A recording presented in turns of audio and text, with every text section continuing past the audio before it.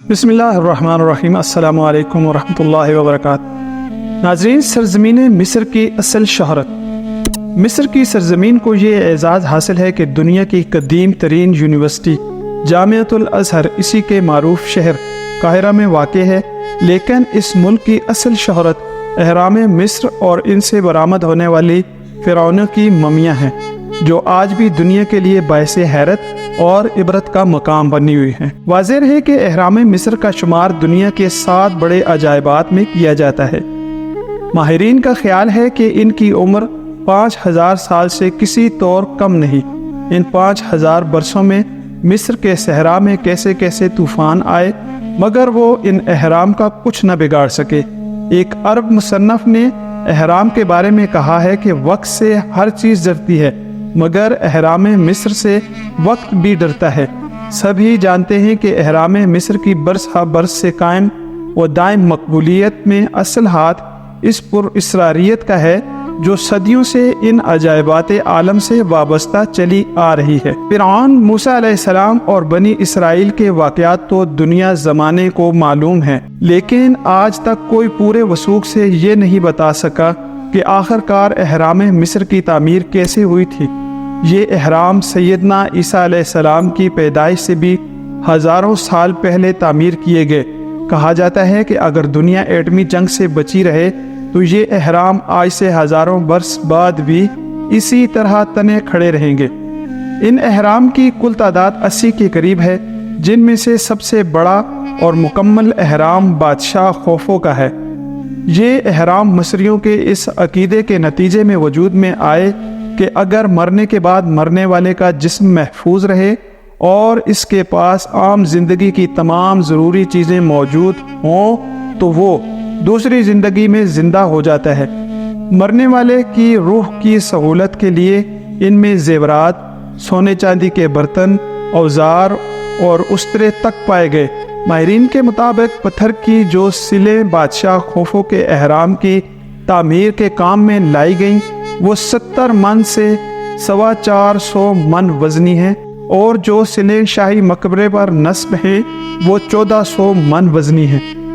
جن دنوں نپولین بوناپارٹ نے مصر فتح کیا تو اس کے ماہرین نے بتایا کہ اگر صحرائے غزہ میں موجود ان 3 بڑے اہراموں میں جو پتھر استعمال ہوئے ہیں ان سے پورے فرانس کے گرد دیوار کھڑی کی جائے تو یہ دیوار 10 فٹ اونچی اور 1 فٹ چوڑی ہوگی۔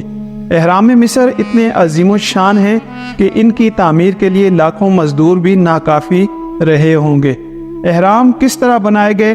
اہرام مصر قاہرہ شہر کے قریب دریائے نیل کے بائیں کنارے پر واقع ہیں۔ ان کی تشکیل پتھروں یا اینٹوں سے کی گئی ہے۔ کرینوں اور دوسری مشینوں کے بغیر کئی ٹن وزنی پتھروں کو 500 فٹ بلندی پر پہنچا کر یہ اہرام تیار کیے گئے، اور سیمنٹ کے بغیر پتھروں کو اس طرح جوڑا گیا کہ ہزاروں سال سے معمولی شکست و ریخت کے ساتھ یہ جوں کے توں برقرار ہیں۔ ان کے اندر بڑے بڑے خلوت خانے اور خفیہ زیر زمین دروازے بنے ہوئے ہیں، جن کی تاریخ 3650 قبل مسیح سے شروع ہوتی ہے۔ ان کی سمتوں کا تعین مخصوص سیاروں اور مخصوص طول البلد کے رخ پر کیا جاتا تھا۔ اس عمل میں اور انہیں مخروطی شکل کا بنانے میں جو راز پنہاں تھا وہ یہ تھا کہ اس کے اندر موجود لاشیں اس طرح محفوظ رہتی تھیں جس طرح آج ریفریجریٹر کے اندر اشیاء خورد و نوش محفوظ رہتی ہیں۔ گویا آج سے تقریباً 5000 سال قبل مسیح کے مصری 21ویں صدی کے سائنسدانوں جیسی سوجھ بوجھ رکھتے تھے۔ سب سے بڑا اہرام ان اہراموں میں سے وہ ہے جو مصر کے بادشاہ چیوپس نے اپنے واسطے بنوایا تھا، تاکہ مرنے کے بعد اس کی لاش ممی ہو اور اس کے اندر رکھ کر اسے سر بمہر کر دیا جائے۔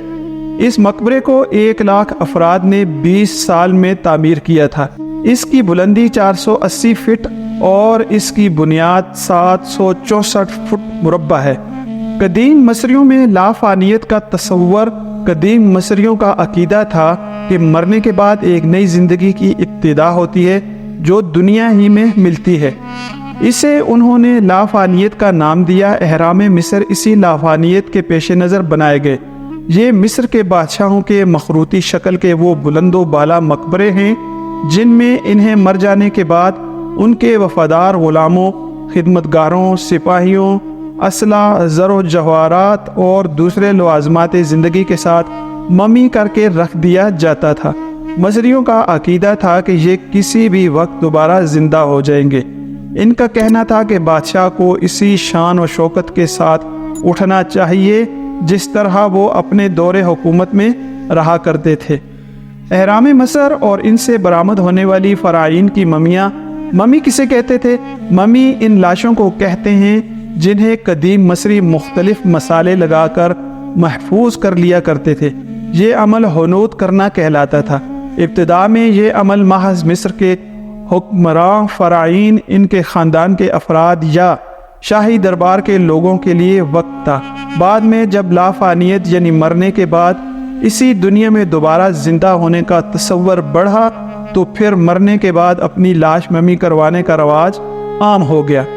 عام لوگوں کی لاشوں کو کپڑوں کی تہوں میں لپیٹ کر صحرا کی ریت میں سوکھنے کے لیے رکھ دیا جاتا تھا، جبکہ مالدار لوگوں کی لاشوں کو ممی کرنے کے لیے اعلیٰ ترین جراحی کا سامان اور بہترین مصالحوں کا استعمال کیا جاتا تھا۔ ممی کیسے تیار کی جاتی تھی؟ لاش کو محفوظ کرنے کے عمل میں سب سے پہلے تو ایک ہک لگی ہوئی لوہے کی سلاخ کے ذریعے ناک کے راستے دماغ کو باہر نکالا جاتا تھا۔ پھر جسم کے اندر موجود اعضاء میں سے دل کے سوا باقی حصوں کو کاٹ کر باہر نکال لیا جاتا تھا۔ اس کے بعد شکم یا پیٹ کے خلا کو تاڑی کے ذریعے صاف کیا جاتا تھا اور اس میں کپڑے کی نرم نرم گدیاں، ریت یا بھوسا بھر دیا جاتا تھا۔ اس کے بعد جسم کو نیٹرون سے ڈھک دیا جاتا تھا جو ایک قسم کا قدرتی نمک ہے۔ جسم اس حالت میں 40 دن تک خشک ہونے کے لیے چھوڑ دیا جاتا تھا۔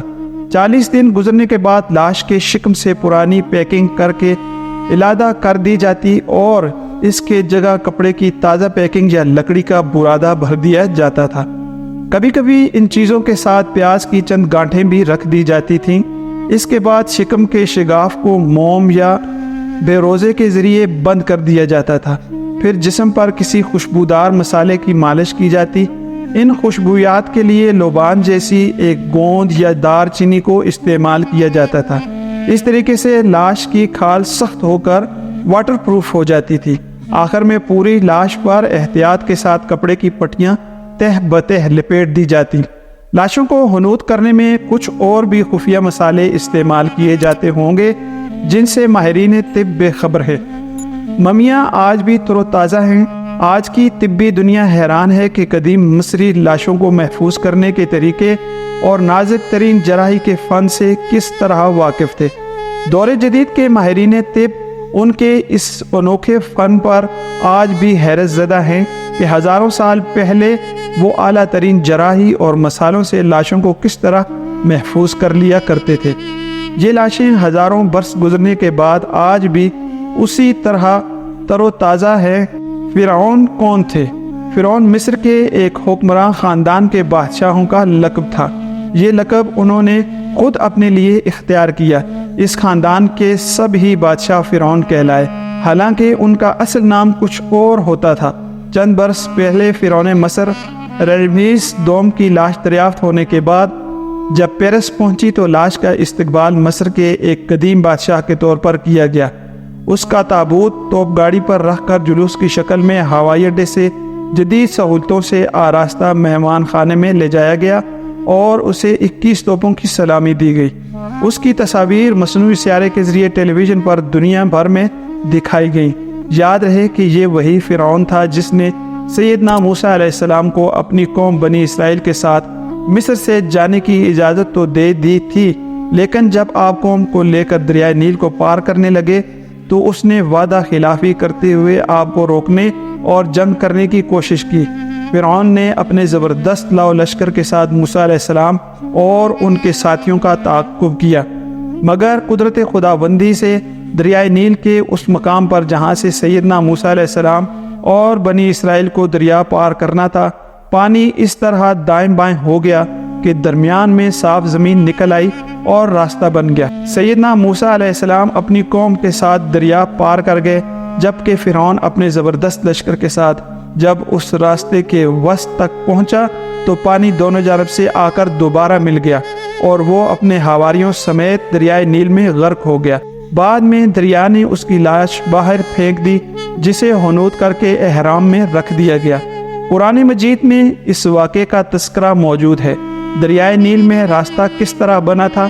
ماضی قریب میں ماہرین تحقیق دریائے نیل کے اس حصے پر مسلسل تحقیقات کرتے رہے جہاں سے موسیٰ علیہ السلام نے دریا پار کیا تھا۔ مشاہدے سے یہ بات سامنے آئی کہ دریا کے اوپر مخالف سمتوں میں نہایت تیز ہوائیں چلنا شروع ہو جاتی ہیں۔ یہ ہوائیں اتنی تیزی سے چلتی ہیں کہ پانی ادھر ادھر ہو جاتا ہے اور بیچ سے خشکی نظر آنے لگتی ہے۔ ماہرین کا کہنا ہے کہ اس وقت بھی اچانک اسی طرح مخالف سمتوں میں تیز ہوائیں چلنے لگی ہوں گی۔ چوروں نے احراموں کو راتوں رات کھود ڈالا۔ وہ ممیوں کے اوپر لپٹے قیمتی کپڑے تک اتار کر لے گئے۔ کچھ نے ممیوں کو پیس کر دوائیاں بنانے کا کاروبار شروع کر دیا تو کچھ نے کینیڈا کو دھڑا دھڑ یہ ممیاں فروخت کرنا شروع کر دی، جو ان پر لپٹے ہوئے کپڑوں سے کاغذ بنانے کے کارخانوں میں چیتڑوں کی جگہ استعمال کرنے لگا۔ اور جب مصر میں ریلوے کا دور شروع ہوا تو احراموں میں سے ملنے والی ممیوں کو انجن میں کوئلے کی جگہ استعمال کیا جانے لگا۔ آج بھی ڈاکٹرز، ماہرین اور ماہرین آثار قدیمہ ان ممیوں پر تحقیق کر رہے ہیں۔